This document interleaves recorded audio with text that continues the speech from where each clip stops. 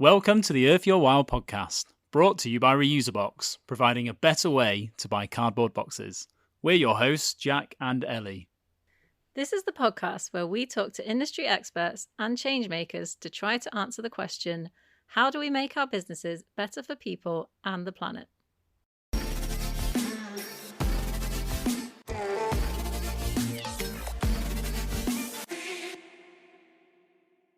So today we're joined by Bailey Greetham-Clark. Bailey is the CEO and founder of the award-winning Be Great Fitness, an inclusive community health and wellbeing company. Be Great Fitness works with schools, care homes, community centres and charities to provide an accessible and fun type of exercise. Thanks for joining us today, Bailey. Thanks for having me, guys. I really appreciate you having me on. After that little rush, I seem very calm right now. We were really keen to hear a bit more about your story. Obviously I met you briefly, then I was following you a bit, and I was really struck by how you seem to be one of those people who really just forges their own path. You know, that you make the world fit around your vision as opposed to what most people do. So I wanted to know the catalyst of why. I've not thought about it that way. I guess that is literally what we do.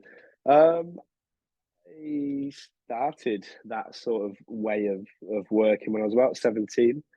I dropped out of college and I was studying construction at the time because I was told it was a safe route. I was told it was something that I should get. I'm from a very small working class town, and it was just the thing that was advised to me, and I went down that route and I enjoyed it, and it was a good trade, and I was given a sort of lifelong job at Anglian Water with a pension at the end and a work van, and however many weeks salary and holiday a year, and paid leave and paid sick, and it was all sort of lined up and set for me. I could have had a really comfortable life and a good job, and it just didn't feel right. It did not feel right. Fitness helped me out of a really, really dark space. When I was about 13-ish, I really struggled. I was struggling with education, and we actually ended up pulling me out of school. I was given the ultimatum of either get kicked out or go voluntary homeschool. And we went down the route of voluntary homeschool, which was essentially just an excuse for me to do nothing, to do naff all. And in that year I spent out of school, I developed anxiety. I put on a lot of weight. I really lost myself as a young person, which is a crazy thing to say for such a young age. And it wasn't until I went on my very first run that things changed. I decided, I don't know why I decided, but I had this urge that I needed to change things. And I went on a run in jeans and plimsolls, which was not comfortable, but it's all I had access to. And after that run, I felt incredible. I felt amazing. And I kept running, I kept exercising. I found boxing, I found sport. I carried on, I got back into school. I ended up getting really good grades, actually, considering I didn't think I was capable of it. And then, like I said, didn't know what to do in college. The pandemic hit, was a year into my college course. And I just thought it was the perfect opportunity to help other people when it comes to sport and fitness. I started working with a group of adults who had additional needs like Down syndrome. And I just fell in love with them. I realized these are the kind of people that I want to help, people that maybe are otherwise seen as vulnerable and don't have the same accessibility to sports and exercises as others. And I did, and I started working with them. I was offering them free sessions. I didn't know what funding was. I hadn't sent an invoice ever in my life. I was 17 years old. I just wanted to help these guys, and we started working together. And before I knew it, the BBC came to do a piece about us first meeting in person because it was all over Zoom. And charities started reaching out, and other charities and schools and care homes, and I realized my calling was to make sure fitness and sport was accessible and available and done properly and done appropriately for those that aren't always able to access it. And since then, I've been building up my team and working out in the community, and like you say, making things work around me because I've got a mission. I know what I want to do, and nothing's going to stop us. Cool. Inspiring. The hero's journey. Yeah. What would you say your mission is, or your purpose, in like a few words? To make fitness and sport accessible to everybody. Okay, cool. It's purely that. Accessibility is at the forefront of what we do. Whether it's cost, all of our projects cost nothing to access when it's out in the community. So we don't charge a single penny for any of the community outreach work that we do, or whether it's the ability, whether it's confidence, whether it's anxiety.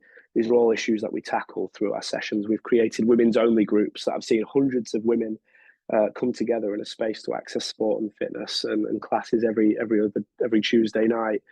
We've created spaces for those with dementia or those with high levels of anxiety. We've worked on projects for mental health companies, for charities, for schools, for care homes, all kinds of different groups. As long as fitness and sport is accessible, then our mission is well underway, and we're achieving what we set out to do. Why is it that this problem exists? Like, why is it inaccessible for these people? Because surely it's not that expensive to exercise. I don't think, and I've said this before, I said this with my women's only project that we set up and ran. It wasn't really my job to say what the reason was for it. It was just my job to create the solution. I think we all have our own individual reasons for limiting our access to fitness and sport, whether it's personal, whether it's external factors. It's not really our place as a company to decide for others why they can't access it, but it is our place to provide the solution and to try and tackle it. So everybody's reason is so different, and as long as we're providing that solution, then we don't really care what your reason is. We're here to help you tackle that reason. Yeah, that's amazing. So I know you mentioned you do a lot of work in care homes with obviously elderly people. Why is that important? Can that have real benefits on their their quality of life? Is there a way we can help these people? I don't know, stay in their homes longer, or maybe come out of care homes, or is it more of just a well-being thing? We all know if you don't move it, you lose it, and that's so true. That you see, even sort of my own granddad, years of working, retired, had a brain aneurysm, I believe. A few months later, just went straight into sedentary lifestyle. As soon as we stop, we seem to lose our abilities. We seem to lose our ability to move and to talk and to walk, and we develop a higher risk of gaining things like dementia and whatnot. And in care homes, bless the staff, because I know care home staff do so well and they're so incredible and smashed it throughout COVID, but it's hard to provide activities and stuff to do constantly for a home of 10 to 100 residents. So, when a group or a company or a person like me comes in to do activities and exercise, it really helps the staff, but it really helps the residents as well, because it gets them thinking, it gets them speaking, building new relationships, talking to new people, seeing new faces, but it also has so many physical benefits. So all the work that we do works towards fall prevention and reaction and signal sending and cognitive function. So there's so much science behind it. And if you look on our TikTok, which is just going crazy, we've gone viral on TikTok, a lot of our work looks fun, and it should be fun, but it actually has all those fall prevention factors and signal sending factors and cognitive building factors implemented behind it. What are the fall prevention factors? So stuff like the reaction work. Let's say one of our activities that you see on the videos, there are a lot of activities where we're working with cones and working with picking cones up and whatnot, and sort of reacting to an initiative, like an action signal.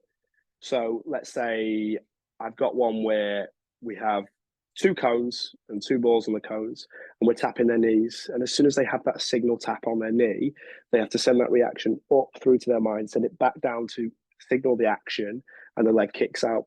So when you think about it, as soon as they feel that dizziness, that unwariness, and they feel like they might fall, their signal is going to be much quicker for the leg to kick out and stop them and help prevent those falls and stuff. So they all have that really scientific backing behind it. Nice. Do you think? I think it's amazing what you're doing. Do you think there should be more funding for this? Because obviously we know there's not a lot of funding in social care. Should it be down?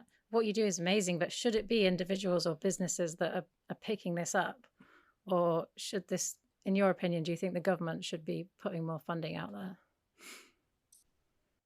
It's hard to constantly point to the government, and I feel at the moment it's something that we're doing a lot, and I understand that, people need to be taking the blame for their actions, and our government definitely does need to be supporting our country. But some of these care homes are turning over millions a year. They, some of them aren't. Some of them aren't as well funded and are under budgeted and are not. But some of them are doing very well. And there's a lot of money floating around within the care sector. And I think, it needs to be an even measure of the government supporting social care, but also the owners of these care homes understanding that their residents need to be looked after properly, and that does include paying for activities. Yeah, I guess it's easy to almost forget about older people somehow, isn't it? Yeah. They get a bit, which sounds awful. Yeah, and I guess you're raising a lot of awareness around that. Definitely, we see in other countries, it feels like a very Western thing that we throw our parents in care homes as soon as they get hard to handle or difficult to deal with. And I understand that in the Western world, we all have very busy job lives. We all have very busy work lives now. Our lives all do revolve around working. But in other parts of the world, we look after our elderly. We move them in with us in our family homes, and we treat them, and we give back, and we keep them with us until they are, no longer with us. But in our country and other similar Western countries, we seem to just get them straight into the care homes straight away. You see, we just seem to forget about them, and it's awful. So, yeah, part of our videos getting millions of views on TikTok is definitely great for that awareness of they're still in there. You might not see them, you might see them once a week. You might go visit your mum or dad once a week, but they're in there every single day, and they need attention, and they need stimulation, and they need to not be forgotten about. So yeah, it brings back that awareness. So if we can get one person watching to go, do you know what, I'm gonna help out. I'm gonna volunteer at my local home, or I'm gonna visit some people that might not have any family members left, and I'm gonna go and sort of speak to them and do that, and that's great. It was similar to our loneliness event that we threw at Christmas. We invited a load of care homes absolutely free of charge, covered it by sponsors from local businesses, and had a full hotel sort of lobby or restaurant, whatever it was. We worked with the Hilton, so the whole restaurant was full of older residents and older people within the community who came for a Christmas meal. We had a big singer. We had lots of incredible people there. And we brought that all together absolutely free of charge. And one woman, bless her, she said that was the second time she left her house in 30 years. Wow. So just, we do forget sometimes. We forget the impact that we have. And sometimes it just takes a little bit of kindness, just one kind act to help somebody else. It doesn't take a lot. That's really life-changing for some of those people that you're helping. It's amazing. It can be. Another woman, bless her, that, she's a carer for her husband who has dementia. So the Christmas that she shared with us that afternoon of dinner and sing song and family and friends, or new friends and new family made on that day, was her Christmas, because on actual Christmas Day she'll be looking after her poor husband, who'll most likely forget who she is, and unfortunately it'll take a lot of cleaning up after that sort of gentleman. We're discovering now with my granddad and grandma. Unfortunately, my granddad's developed dementia, and it's a full-time job. My grandma is bending over backwards to look after him, and there's some pretty nasty stuff that I won't go into detail that they have to do, stuff that you'd never see yourself doing in your life unless you worked in the care sector. So it's tough. So for one woman, that was her Christmas, because her Christmas won't be quite as nice. I think one thing that seems quite unique about you is this kind of community aspect to what you're doing. I guess that's kind of what you're talking about, but tell us a bit more about how you engage people around this and how you build community around it.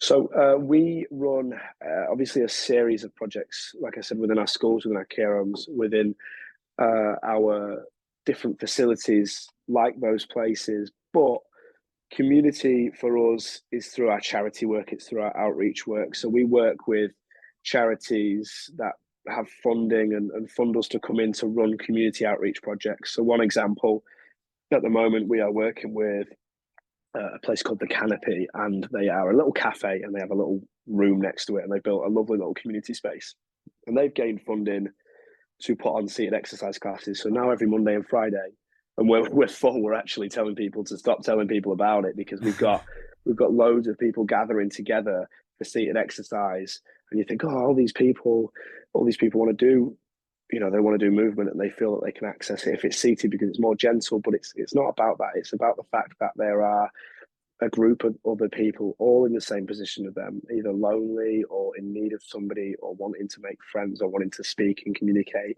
And they're all there in that space.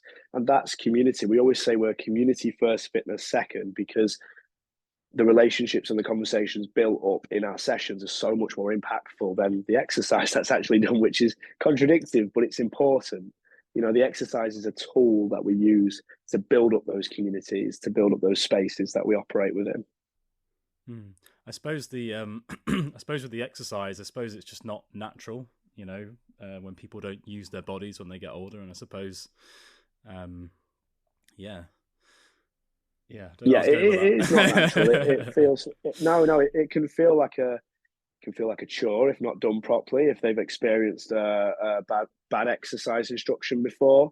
I was working with a group of carers the other day, and a lady said to me, she'd been really put off by going to the gym and whatnot, because she didn't feel she had the help she needed, and she didn't understand it. And she's got ADHD, but she's also getting old, and she's also a carer for somebody else. And she said, "Oh, I can't keep up sometimes, and if I have to ask you a question again, I do apologize." I said, if you have to ask a question again, you have to ask a question again, because my job as the instructor is to understand or to help you understand it. It's not my job to blame you for not understanding it. You are somebody that's never accessed fitness before. You don't know the first thing. It's my job to explain it in multiple different ways until you understand it. It's important for instructors to remember that not everybody is an absolute gym goer and always at the gym and knows everything they're doing. We're working, especially within commercial gyms, we sometimes forget it as PTs.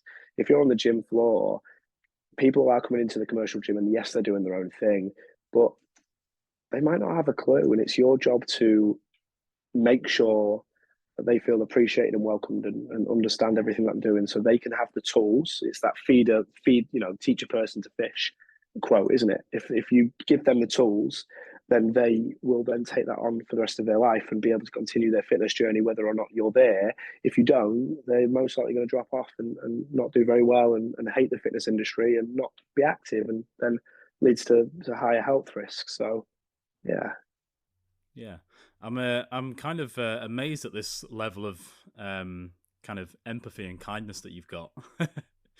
I've never seen it so oozing out of the screen. Where does that come from? I don't know. They say the kindest people are the ones that have been through sort of the greatest journeys or whatever, something like that. I had a rough upbringing. I had a really rough upbringing. We were living on council estates, single mum, dad, unfortunately not on the scene for our childhood. And it wasn't easy. We spent a lot of time in places like Women's Aid, which are women's refuges for those of unfortunate situations where either domestic abuse or other things similar to that. So yeah, really, really rough upbringing as a kid. And luckily, there's this thing where it's either repeat or break the cycle. And most of the time it's on the person to make that conscious decision. There can be outside factors that help them make that decision, but most of the time it's just a bit of luck. And I was lucky enough to go down the break the cycle route. And from my past trauma, I've been able to turn it into kindness and empathy and want to help other people using that experience to try and benefit others' lives. Unfortunately, other people, you see that they don't get to break the cycle. They unfortunately repeat the cycle, repeat that negativity and that trauma onto the next person, which might be their child, their partner, their friends. Two different routes. And again, I was lucky enough to go down the route of breaking the cycle and turning my trauma into something good, into something where I can positively impact people. So glad you did. Yes, very inspirational. Thank you. I love the name Be Great Fitness. Thanks. Think it's what people feel from you, isn't it? It's what you do. You make them feel great. You make them great. It was I was working on a bit of land. I'd just sort of quit my college course, and I was working on a bit of land, and I was trying to start my business, and I came up with it while I was wheelbarrowing a load of shrubs and leaves, and I was trying to think of names, and I'd think of a name, and I'd call my partner at the time, and I'd tell her all the names that I'd come up with, and she'd say no, no, no, and then we came across Be Great Fitness, and it reminded me of my days when I was boxing. I used to love the Everlast adverts. Okay. Everlast was a bit of a pivotal brand for boxing, and it was something about greatness, and you watched an advert and it just made you feel great, and I just thought, why can't we make people feel great and be great? And then the name sort of came along, and it was that simple. We created the branding around it. The gold, I like the gold because again it has connotations of feeling luxurious and great, and we want people to feel good even if they don't always feel good outside of that fitness class. So yeah, it was a bit of a nice story there, and just came quite randomly actually. Yeah, no, it's wonderful. And obviously, we noticed you've built up quite a following on TikTok, so we're quite keen to hear about that story, really, because it sounds like that's probably. I kind of feel like you're someone that's quite early on in probably quite a great journey, probably quite a long journey, and I feel like that's probably going to play quite an important role for you at the moment. TikTok, definitely. So, yeah. I feel TikTok for me is a double-edged sword. I feel like it's I'm a bit conflicted with it. I've been doing this work now for 3 years, and for me, it's not about the recognition. It is obviously about the people that we impact. But TikTok, because we started uploading some of that work to TikTok and the videos started going mad, the opportunities that have came from that are incredible. I've had the NHS reach out, in which I've got a meeting to go and work in some hospitals. I've had care homes reach out. I've had lots of new clients. We've had lots of people band together. I've had people nominate me for honours, whatever those like OBEs and all that stuff. People have privately messaged me and said, "Bailey, I just wanted to let you know I've nominated you for the honours list or whatever," and that's great. But at the same time, I just think this, unfortunately, this work that I do, I've been doing for 3 years, and because of TikTok, it's now only just getting the recognition. So I don't know. It's a weird way to think about it. It's given us so many incredible opportunities, but it's just the same thing we've been doing for 3 years. It's just now we've got millions of people watching instead. I guess the thing is, it's helping you raise awareness on an insane scale. And like you said earlier, this is kind of a problem which isn't really talked about, isn't really remembered. So, but the content, exactly. I mean, I've seen some of your content, and it makes you feel good to watch, if that makes sense. Good. Yeah, it's heartwarming. Basically, yeah, heartwarming. Yeah. Yeah, good. That's what we want. I mean, all we did was, like I said, the same thing that we've been doing for years, but we thought, why don't we just take a minute clip and upload it online and see what everybody else thinks? And we did it again and again. And before we knew it, we were getting sort of 700,000 views on some videos, and built up quite a following, and collaborated with quite a big TikTok account, Jess and Norma. And yeah, we are spreading awareness, and we're making people feel, I guess, good about themselves by watching our work. It is an important tool, and it's definitely fast tracked us a little bit in where we want to go. And it's definitely one we intend to use to our benefit of trying to improve our mission and trying to widen our mission. Because, like I said, I could look at it in two ways. I could look at it in the way of, well, now because TikTok's doing well, we're doing well.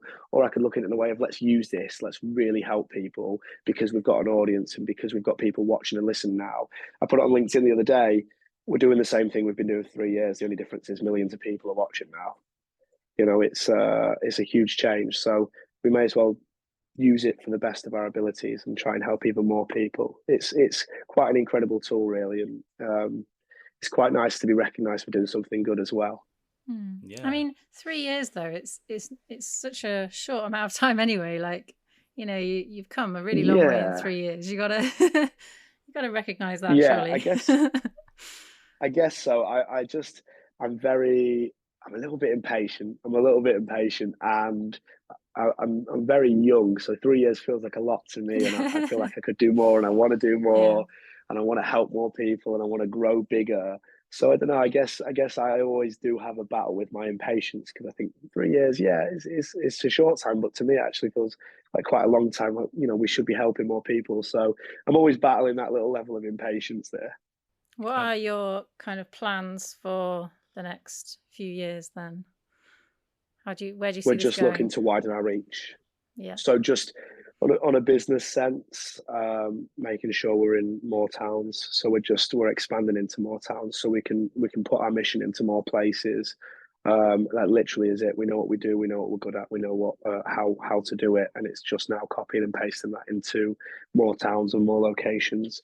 On a personal sense, with all the TikTok stuff, we hope to build that following up so we can again have more of an impact online and widen our reach in that sense, and hopefully be able to make a bit more of a difference, and spread more of that awareness around what we do using TikTok as that tool it is, using those views to make somebody think, you know what, I'm gonna do that today instead. I'm gonna go visit this person. I'm gonna think a bit more about the elderly lady within my neighborhood who doesn't get many visitors. So mm. yeah, we just wanna do good. We just want to do good. And I know that sounds a bit cliche. Yes, we do make money around it, absolutely, because we need to support ourselves and our team. It's not all just we're not a charity, we are a for-profit business, which is, a conscious decision we made because we have more control over how we spend our cash and who we can help. So yeah, we do want to do good, but you know, that's literally it. There's nothing more to it. If we can do that while making some money to support not only myself but my team around me, then that's fantastic. If people want to get involved, or if they want to, say, go to one of your community events, or perhaps get you involved in their workplace, what can they do? Because you're in the Lincolnshire area, aren't you? Yeah, yeah. So Lincolnshire and Humber area. So just Google Be Great Fitness. All of our contact details are in there. Facebook us, Instagram us, TikTok us. We're on everything, and we're building up quite the following, as we said. So just Google us, and we'll be there. And the way to contact us will be there. And reach out. Don't be afraid, even if you've just got a question about your own health. We're not going to charge you for it. We just want to help as many people as we can. We've had lots of people reach out recently with questions about their relatives or their own health, and it takes me 2 minutes to send a little bit of advice. So if you need something, just let me know. I don't mind helping. Cool. And do you like work with businesses as well, or is it more just the people that struggle to get access to exercise? Yeah, we literally work with everyone. It's about accessibility to all. So we've run classes and projects for like Humberside Police who have accessed us and brought us in on their health days to, all of our coaches are professionally trained fitness coaches, personal trainers. They could go and work in Peloton if they want. Do you know what I mean? So they all are top standard coaches, but we've just thrown them into a community environment instead because we feel they're much more useful and impactful in those environments.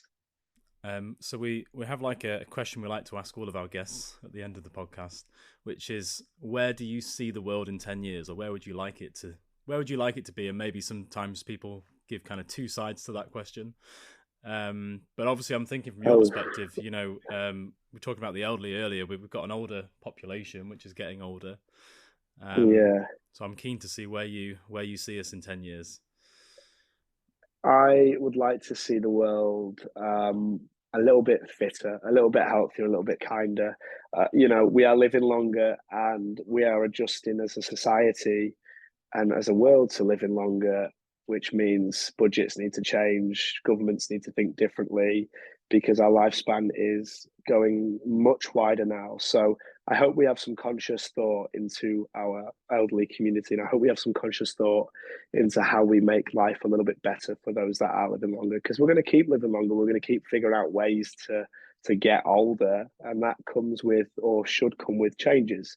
So yeah, just if we can have a little bit of a conscious decision and a conscious thought about those that do grow older and how we help those, and keep those fit and keep those healthy and keep those happy. We're unfortunately going down quite a capitalist route as a world now, and it feels like we are only looking after our shareholders and our profits. And we need to keep thinking and remembering that we're all humans behind these phones, behind these devices. We're all just people, and we have emotions and feelings, and we need to look after those. So I'm hoping in 10 years we start to think a little bit more about our mental health and how that impacts our physical health. Wow, what a great Nice. message. I hope so too. Yeah, thanks so much for your time today. It's really amazing to hear your story, and I'm so excited to see where you are actually going to be in 10 years. Thanks, Jack. And I'm excited to see you guys. We didn't talk about you folks enough, but you are doing incredible things.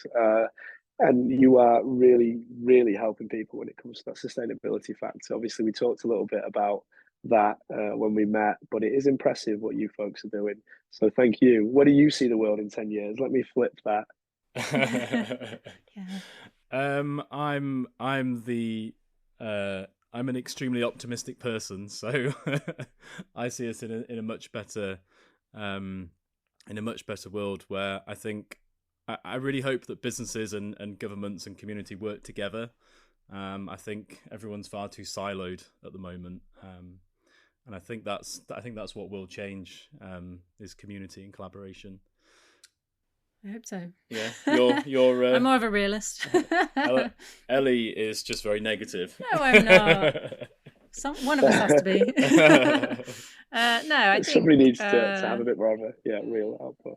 Yeah, I don't know. I think things are obviously going to get worse with the climate crisis and things like that. But I think it's encouraging to see so many, great businesses and organizations that are doing great things, like yourself. And, thinking about, for example, the B Corp movement, business as a force for good, that didn't exist like a few years back. And so there are some really amazing things happening, and I'm just hoping that continues to grow. I think 'cause that's what we need. I think. Yeah, I think there's like good things coming out of all this, though. I think you've got such a simple business model which is so powerful and impactful, and you've been able to grow it so quickly and so easily. Thanks to technology, thanks to TikTok, and maybe in part thanks to the world that we live in as well. Thanks to the fact that there is that problem out there. So, I think, the world's always changing, isn't it? But I do feel like there's a new generation coming in, and it's very different. And I'm excited. We care. We're worried for our future, aren't we? We genuinely care now. We've almost been forced to have to care because the environment we're being raised into isn't a very nice one. So yeah, there's a new generation coming, and maybe it's been forced, but maybe that's for the best, because something needs to change. Yeah. All right. Okay. Yeah. Thanks for having me, guys. Yeah. Thanks for coming. It was really great to speak to you. Thanks for listening to this week's episode of the podcast. We hope it was truly worth your while. For more information, visit reuserbox.co.uk/worth-your-while. And if you'd like to appear on the next series of Earth Your While, please email media@reuserbox.co.uk.